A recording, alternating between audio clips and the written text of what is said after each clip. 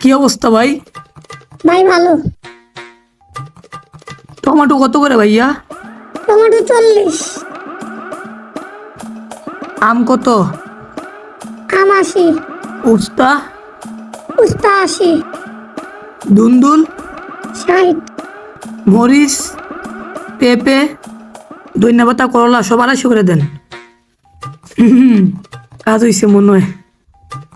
আচ্ছা ভাই, এক পোয়া টমেটো দেন, দেখে দেখে দেন। হ্যাঁ, এই সুযোগ। না না না না না, কাউরে বুঝতে দেওয়া যাইব না।